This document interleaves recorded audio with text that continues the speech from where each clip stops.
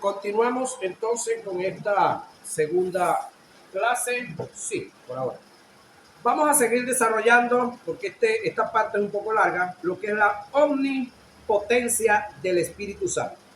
Ahora, el Espíritu Santo, hablábamos de la omnipotencia, pero también hablamos de que es eterno. Omnipotente es todopotente. Eterno es lo que es antes del tiempo y después del tiempo, es lo eterno.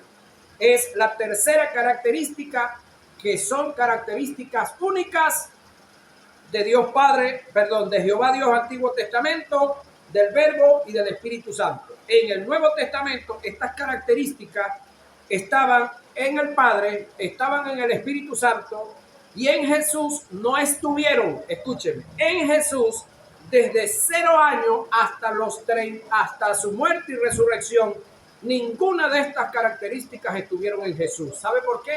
Porque Él se despojó de todas ellas por amor a usted y por amor a mí. Ahora, me impactó algo. Dios en Cristo Jesús fue capaz de despojarse, oiga, de lo eterno, de lo infinito, de lo omnisciente, de lo omnipotente y de lo omnipresente. De estas 5 características. Pero hay una de la cual no se despojó. ¿Cuál es esa? Del amor.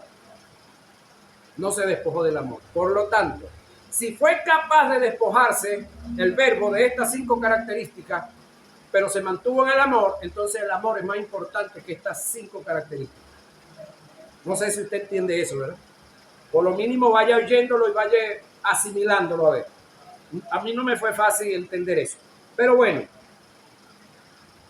es eterno. ¿Quién? El Espíritu Santo.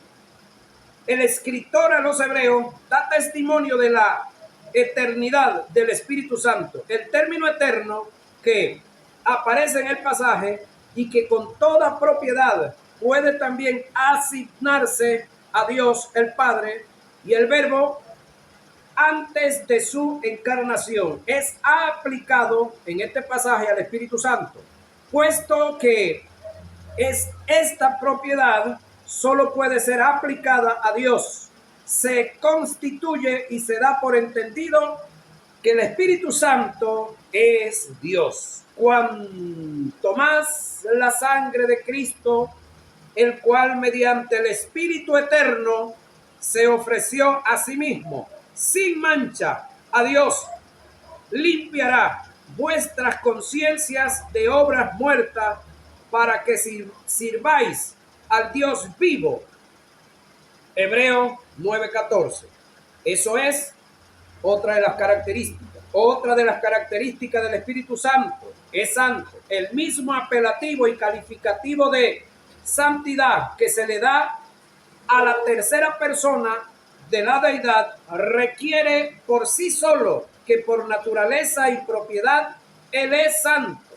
Hechos 5:3, de Él emana una santidad absoluta, oiga, no temporal, absoluta, completa. Cuando hablamos de algo absoluto, hermano, es algo que es completo. Por decir algo, vamos a analizar un poquitico la parte natural de nosotros, porque es que nosotros no somos tan espirituales como debiéramos de serlo para entender algunas cuestiones. Es decir, en nosotros los hombres hay una característica, que nosotros somos masculinos, ¿sí?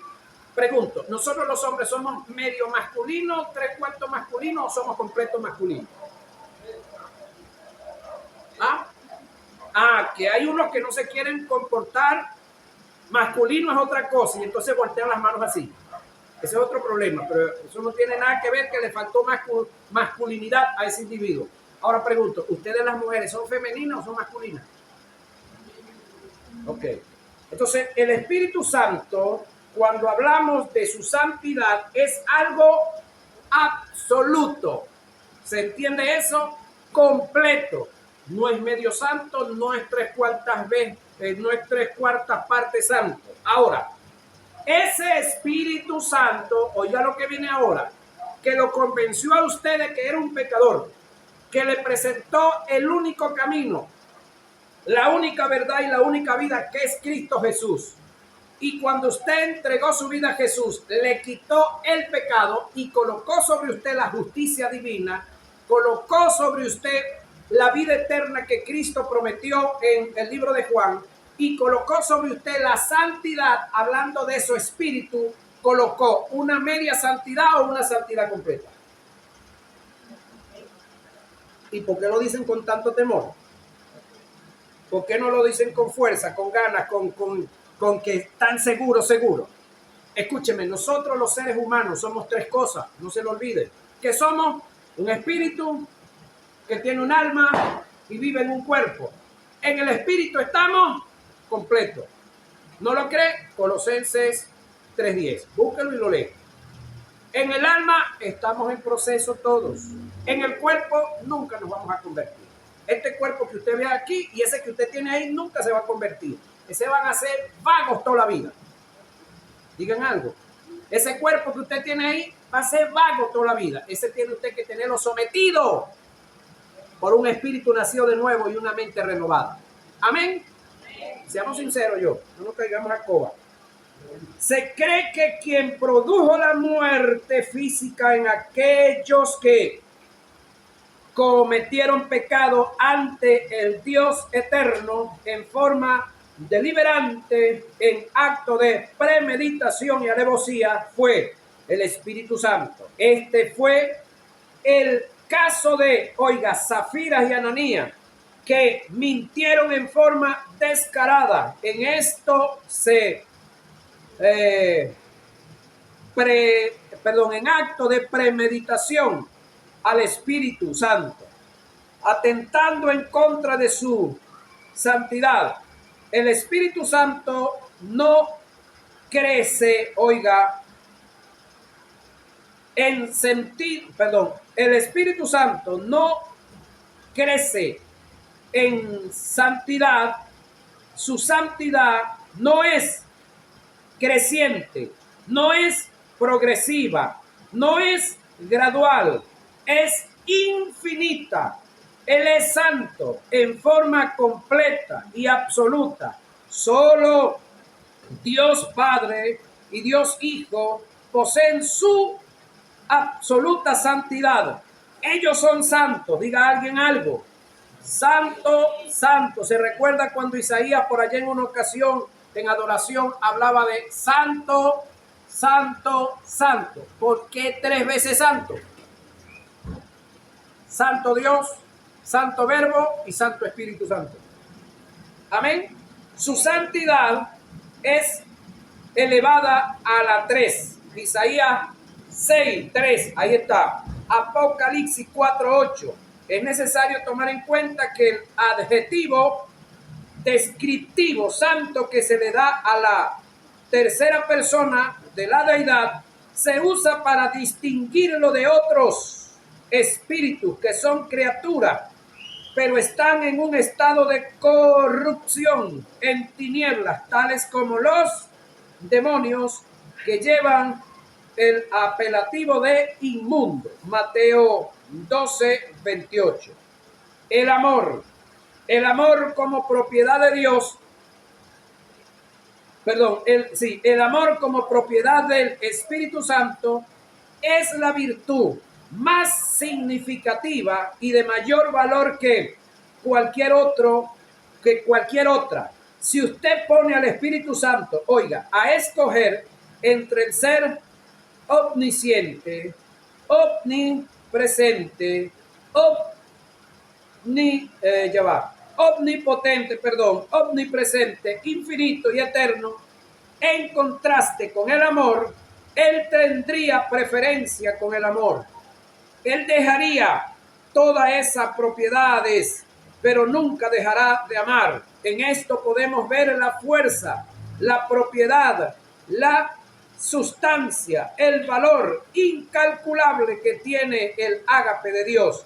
Esto que acabo de expresar en relación a las propiedades divinas del Espíritu Santo, incluyendo el amor, está registrado en el texto sagrado. El apóstol Pablo lo dejó plasmado en un supuesto negado, que yo tuviera la capacidad de ser omnisciente como lo es Dios y no tengo amor, nada soy. ¿Sí? Vamos al texto. Primera a Corintios 13:2. Oiga lo que dice. Si entendiese todos los misterios y toda ciencia. Para entender todos los misterios y toda ciencia hay que ser omnisciente. No hay otro. Ajá. Si entendiese todos los misterios y toda ciencia y no tengo amor, nada soy. Entonces, no son estas propiedades de las 5 que acabamos de hablar de Dios lo más importante que tiene Dios y que lo hace ser.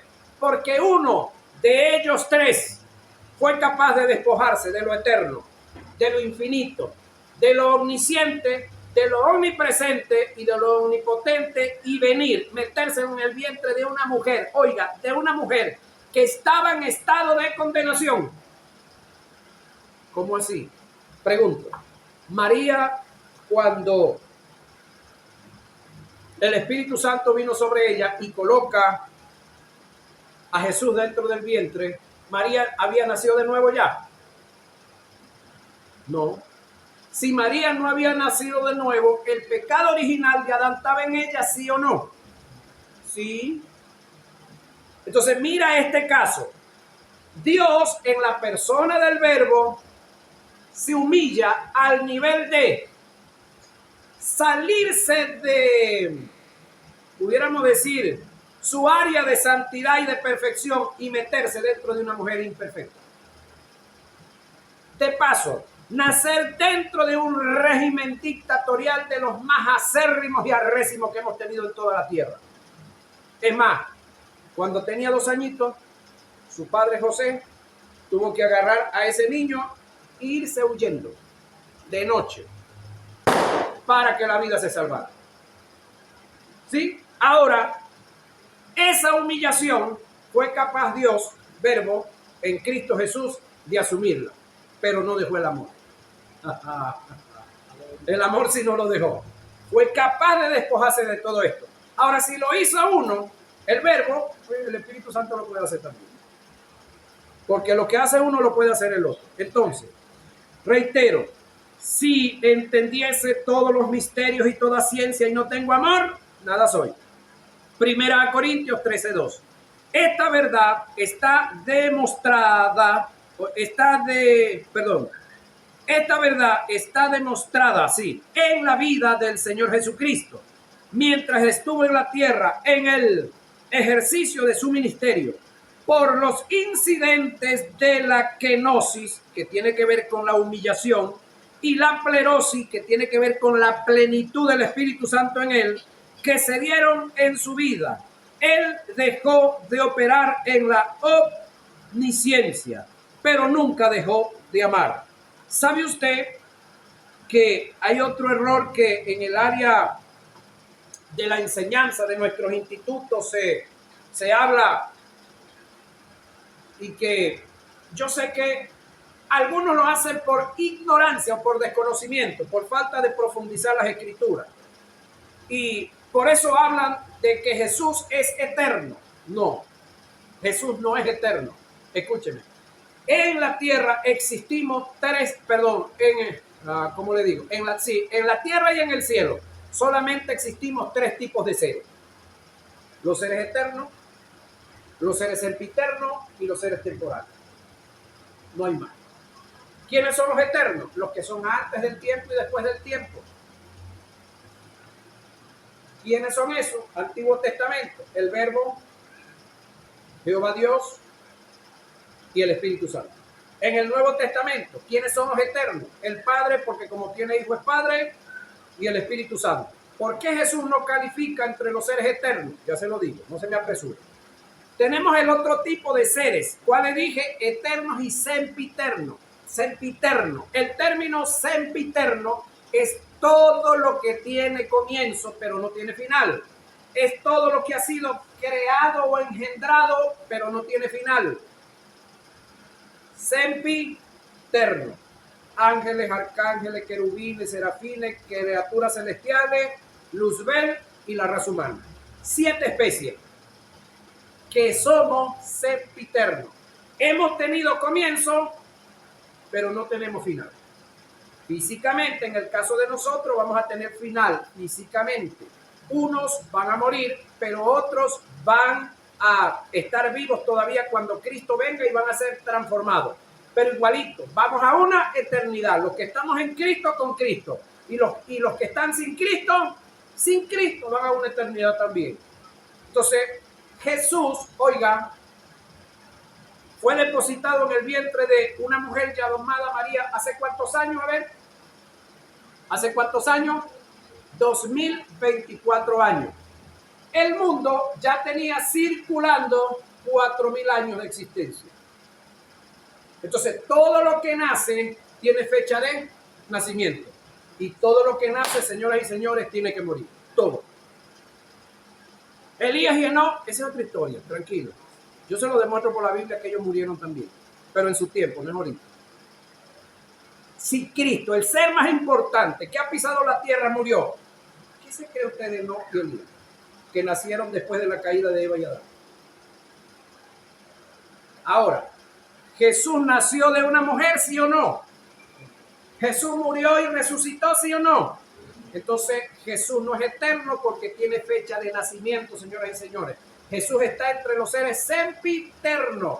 Y durante el tiempo de su vida humana natural, 33 años y medio, Jesús no operó como Dios, aunque siguió siendo Dios. Pero no operó como eterno porque no era.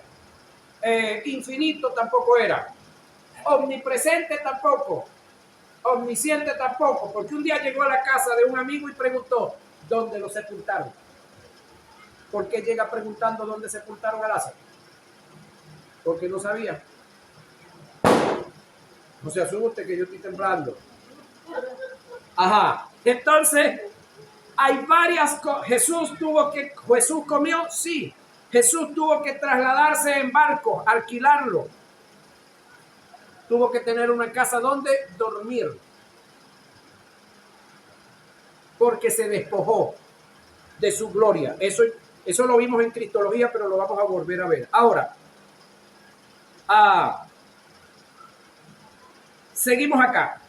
Lo que conlleva al Dios eterno, oiga, a enviar a su Hijo a rescatar una humanidad enajenada, vendida al pecado, fue el amor. Juan 3:16, oiga lo que dice. El amor lo llevó a tener compasión y a moverse a misericordia, manifestar su gracia, dándonos su perdón, regenerándonos por completo y nos llevó a ser sus hijos. El amor es propiedad del Espíritu Santo. Es parte de su ser. El Espíritu Santo no tiene amor. ¿Sabía usted eso, que el Espíritu Santo no tiene amor? ¿Sabía usted que el Espíritu Santo no tiene amor? Dicen por allá después del puente de Santander, ¿cómo así? Pregunto yo. No vayan a voltear para atrás porque no van a alcanzar a ver. Ese cerro que está aquí atrasote, lo melió. ¿Ese cerro tiene tierra? No, ese cerro es de tierra, señores. ¿Usted ha ido alguna vez al mar? ¿Se han parado en la orilla de un río? Pregunto, ¿el mar tiene agua? No, el mar es de agua. ¿El río tiene agua? No, el río, si no hay agua, no es río. Entonces, decir que Dios tiene amor es limitarlo. Decir que el Espíritu Santo tiene amor es limitarlo. Por eso decimos que el Espíritu Santo no tiene amor. Él es amor. Te la pongo más fácil. Mujeres que están aquí, ¿ustedes tienen feminidad o ustedes son femeninas? ¿Los hombres que están aquí son masculinos o femeninos? Pregunto. Ok. Eso es lo mismo, es una verdad paralela para que entendamos. Que a veces nos enredamos un poquitico ahí. Entonces, el Espíritu Santo no tiene amor. Él es amor. El amor, como propiedad del Espíritu, tiene un grado de infinidad, no tiene medida. El amor que emana y mora en el Espíritu Santo es pura divinidad. Por tanto, contiene intrínsecamente y endógenamente una característica tal como, oiga, he sufrido, que indica paciente. ¿Usted sabe la paciencia que el Espíritu Santo le ha tenido a usted? No lo digan. ¿Usted sabe cuántas veces usted ha renegado y ha querido devolverse del camino a donde lo llamaron y el Espíritu Santo ahí pacientemente? ¿Cuántas veces le ha aguantado sus malcriadeces, sus todo? No crean que eso es solamente usted, yo también. Entonces el Espíritu Santo, por causa de su amor, es paciente, es benigno. Esta relación con el benigno está relacionado con el servicio. Encierra la bondad, la afabilidad, la benevolencia, la gentileza, la cortesía, la cordialidad, la buena atención. Tiene que ver con el ser útil. Por causa de su amor, el Espíritu Santo también no es envidioso. En el amor no hay sentimientos negativos de disgusto producidos por ser testigo de la prosperidad de otros. No, el amor no es jactancioso, parte de las propiedades del espíritu. No es fanfarrón, charlatán, no se alaba a sí mismo, no es arrogante, no es soberbio, no se sobrepone ante los demás, no es humillante. Otra de las características del amor que está en el Espíritu Santo: no hace nada indebido, no es indecoroso, no hace nada vergonzoso, deshonroso, indecente. El amor tiene respeto por su semejante. Otra de las características del amor del Espíritu: no busca lo suyo, no es egoísta. El amor no halla, oiga, su felicidad a expensa del fracaso de otros. El amor motiva a buscar el bienestar de otros con trabajo, abnegación, sacrificio. El amor y el egoísmo no son compatibles. Otra de las características del amor: no se irrita, tiene dominio propio, es proactivo. Oiga, tiene la capacidad de no enardecerse o exasperarse. El amor no es quisquilloso ni hipersensible, no se ofende con facilidad. El amor supera los insultos, las ofensas, los agravios, la censura. Oiga esto, no se irrita. Quiero ahondar un poquitico en esta parte del amor por causa, óigame, de los pseudo profetas que andan por ahí hablando en nombre de un Dios que no sé cuál es, porque el de la Biblia no lo es. Mira esta característica. Vamos para acá. No se irrita. El no irritarse, oiga, tiene que ver con el dominio propio. Es decir, si usted tiene dominio propio, a usted le dicen y le hacen y le dicen y le hacen, y usted sólido, tranquilo, firme. Oiga, ¿cuándo es que nosotros lloramos? Cuando estamos en un nivel de alegría, pero muy grande y lloramos. ¿Cuándo es cuando otra vez lloramos? Cuando estamos en un nivel de tristeza muy grande y estallamos. O cuando estamos en un nivel de rabia, de impotencia, que le queremos esmoñar a todos los que vengan, pero lo que hacemos es llorar. Entonces, eso se alcanza cuando no hay esta propiedad. Oiga esto. Tiene dominio propio el Espíritu Santo. El tener dominio propio te hace ser proactivo, no reactivo. El proactivo es lo opuesto a lo reactivo. ¿Qué es reactivo? Yo voy manejando tranquilo por la calle y vino uno y se me atravesó. Y me dice, ¿y es que tú no ves que yo voy manejando? Y el que se atravesó fue él. Entonces yo enseguida le recuerdo a la madre, la abuela, la tatarabuela y toda la generación, porque soy reactivo. El proactivo no va a hacer eso. Entonces, óigame, que aquí viene. Nuestros pseudo profetas que tenemos ahorita hablando de Venezuela por las circunstancias que está pasando Venezuela, pero solamente hablan de Venezuela. De Haití no hablan, que Haití lo están dirigiendo las bandas delictivas de allá de Haití, que el presidente salió huyendo, salió y se fue, y ahí están gobernando las bandas. Pero para allá no profetiza nadie, chicos, yo no entiendo eso. Para allá los profetas, nadie dice nada, pero vea las redes sociales como están hablando de Venezuela. Porque creen que Dios es como ellos, que como ellos tienen un partido político en su corazón, que tienen derecho a tenerlo, tienen derecho. Lo que no tienen derecho es a decir lo que no es Dios a través de sus falsas profecías que están diciendo. Porque Dios no es el ser que ahorita está enojado, porque Dios no puede estar enojado, porque Dios, óigame, sabía todo lo que iba a pasar y lo que está pasando y lo que falta por pasar, ya Dios lo sabe. Entonces Dios no está en el cielo ahorita llorando por allá porque los evangélicos de Venezuela se pusieron a apoyar al gobierno. Es estupidez de muchos predicadores en las redes sociales y en todas partes el que lo haga. Dios, escúcheme, como omnisciente, sabe todo. Ahora, ¿quiénes han provocado eso? Dios, no, nosotros los venezolanos. Ese es el otro. Eso no lo provocó Dios. Ahora, Dios, por causa de su amor, Espíritu Santo, tiene dominio propio. Como tiene dominio propio y lo usa, es proactivo, no es reactivo. Oiga, tiene la capacidad de no enardecerse o exasperarse. El amor no es quisquilloso, no se enoja porque no le hicimos caso. Dios no se enoja porque yo no le hice caso. El que ¿cómo te lo digo? El que rechaza la oportunidad de ser bendecido por obedecer soy yo. Pero Dios, eso no le quita a Dios nada. Dios sigue siendo Él. Ahora, Dios no es hipersensible. No se ofende con facilidad.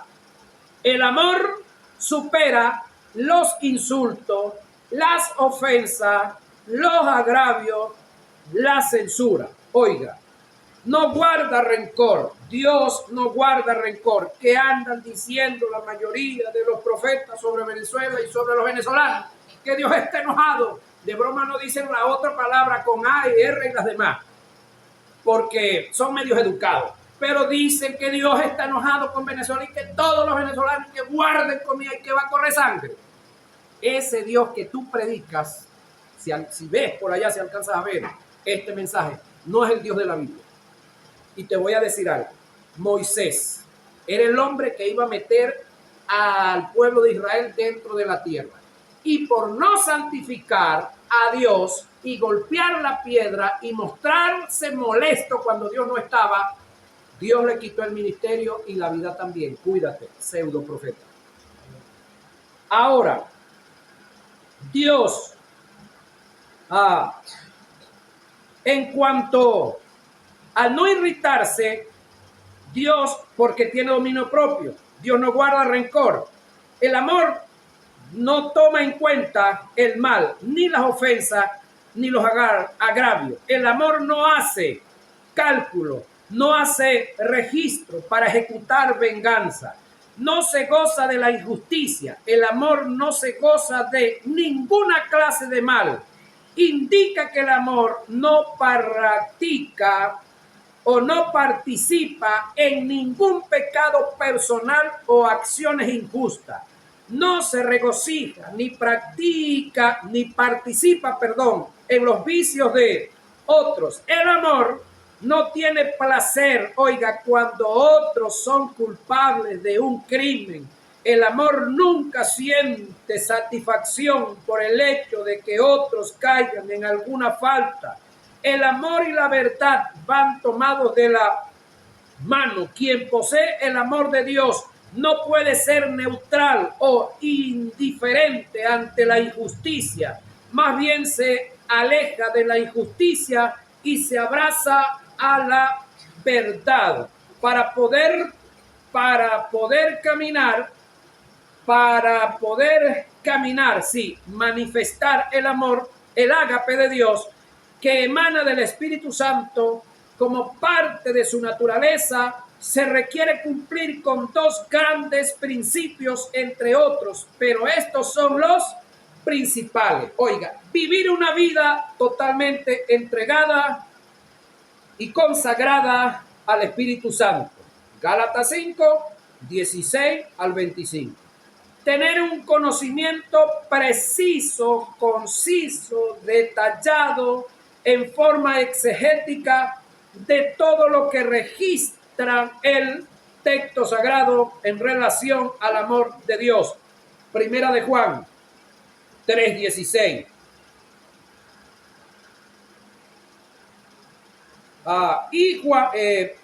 Primera de Juan 3:16, o creo que Juan, debe ser Juan 3:16, de todo modo lo busca. Si no es uno el otro, porque luego me aparece Primera de Juan 4:8. Sin embargo, oiga, eso es en cuanto a el amor, o es parte de lo que es el amor. Ahora, vamos a ver su personalidad. Vamos a ver la personalidad del Espíritu Santo. Cuando hablamos de la personalidad de alguien, decimos, no, él es muy serio, ¿sí? Ese amigo, esa amiga es muy seria. No, o ella es muy cariñosa, él es muy risueño. No, y tú conociste a fulano, bueno, ten cuidado con él, porque él es así, así. Es si te hablan de la característica, ¿verdad?, de las personas. Porque cada quien tiene características, ¿verdad que sí? Bueno, el Espíritu Santo también tiene características, porque Él es una persona.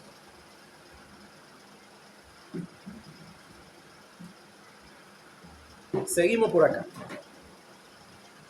Vamos a ver las características de nuestro precioso Espíritu Santo. Su personalidad. Los términos Espíritu de Dios o Santo Espíritu no sugieren por sí solo la personalidad del Espíritu Santo, pero no podemos negar que el Espíritu Santo es una persona. Solo se le puede dar el apelativo de persona a quien tenga una personalidad, y esta es y se desarrolla en la mente, la voluntad y las emociones. Quien tenga mente, voluntad y emociones se puede considerar una persona. Gracias, Jorge. ¿Sí? Quien tenga mente, voluntad y emociones se puede caracterizar como una persona.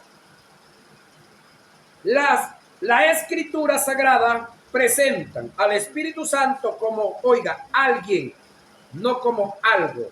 Él no es un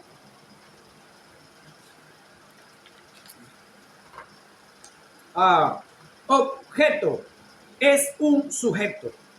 Aunque en las Escrituras se hace referencia al Espíritu Santo en forma simbólica en comparación a los efectos tales como el viento, el fuego, el agua. Él no es un efecto, es una persona. Si hacemos un análisis en las Sagradas Escrituras, indagando la vida del Espíritu Santo, nos daremos cuenta que en ella vamos a conseguir el testimonio de un espíritu que tiene mente, voluntad y emociones que lo caracterizan como una persona. El Espíritu Santo investiga. Pregunto yo, ¿los perros investigan? ¿El loro investiga? ¿El viento investiga? ¿El agua investiga? ¿Quiénes son los que investigamos? Las personas. Revela, enseña, guía, redarguye, convence, testifica, intercede, da órdenes, ayuda, consuela, escudriña, se contricta, se apaga, se le puede mentir, se puede blasfemar en contra de él, se puede tener comunión con él. Entonces, todas estas características me dicen que el Espíritu Santo es una persona. Solamente las personas investigan, revelan, enseñan, guían, redarguyen, convencen, testifican, interceden, dan órdenes, ayudan, consuelan, escudriñan, se contristan, se apagan, se les puede mentir, y se puede blasfemar en contra de ellas y se puede tener comunión con ellas. Además de esto, se presentan sosteniendo con otras personas tales relaciones que implican su propia personalidad y se le coloca en juxtaposición con los apóstoles en Hechos 15:28 y con Cristo en Juan 16:14. Quien hace esto no puede ser un mero poder o una simple influencia, debe ser una persona.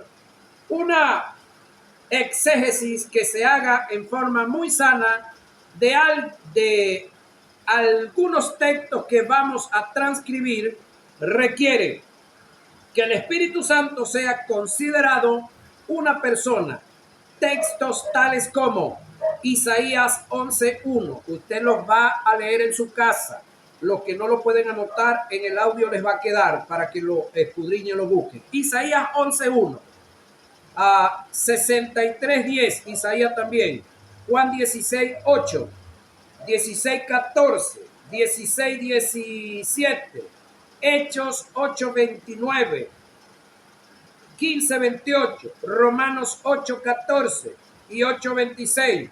Primera a Corintios 12:11 y segunda a Corintios 13:14. Todos estos textos le corroboran a usted lo que le estamos hablando de las características de nuestro hermoso Espíritu Santo. Ahora, la obra del Espíritu Santo en el mundo. Vamos a ver, aunque el Espíritu Santo no es el don de Dios para el mundo, según lo dicho por Jesús cuando expresó el Espíritu de verdad, el cual el mundo no puede recibir porque no le ve ni le conoce.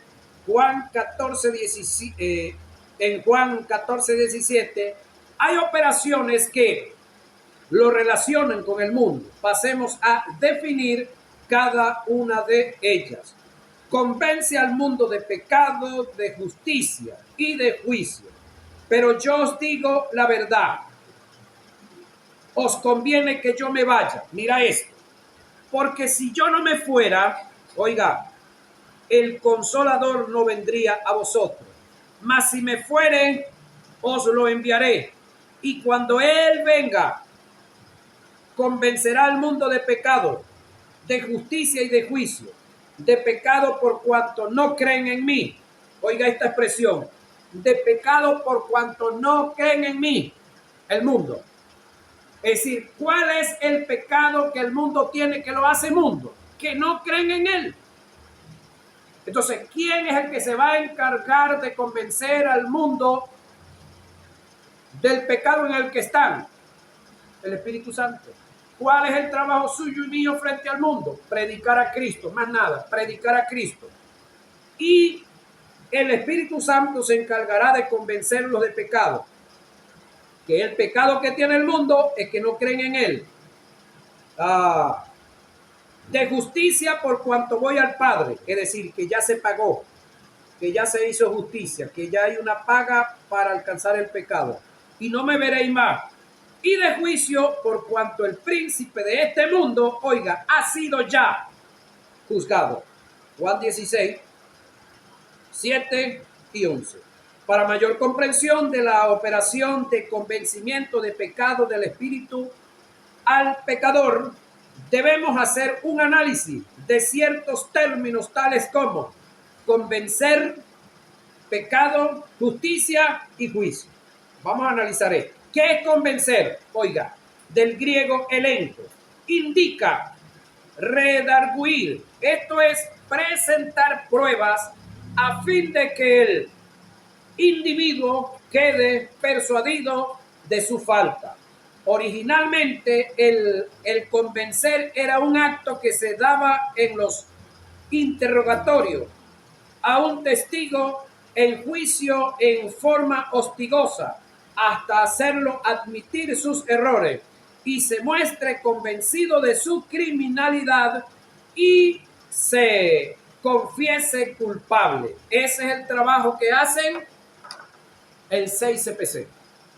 Cuando hay un asesinato en un sitio, entonces comienzan a buscar las huellas de zapato o huellas de pie, pedazos de cabello que quedaron, pedazos de tela, algo que quedó, algo tiene que haber quedado de quién, de los que estuvieron ahí en el sitio. Incluso hasta las huellas de los carros, huellas de las motos, todo eso.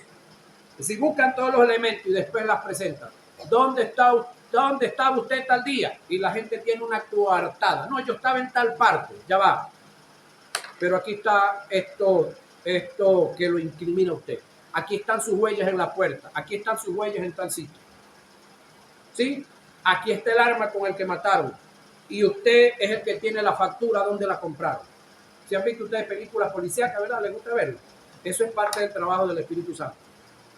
Con el pecador. Ahora, el convencer del Espíritu es hacerle ver en forma hostigosa el estado de condenación en la que se encuentra el pecador, para hacerle sentir culpable, para que haya una confesión interna a fin de presentarle un Salvador para librarlo de la condenación. Ese es el trabajo que el Espíritu Santo va a estar haciendo hasta que el individuo entonces se reconoce que es culpable. Una vez que el individuo dice que es culpable, sabe que es culpable, el abogado defensor ahora no va a trabajar para librarlo de la condenación que viene sobre él. Ahora el abogado va a trabajar para que lo metan en la mejor cárcel que hay y lo metan en la mejor sala, en la mejor... que lo metan entre los menos malos,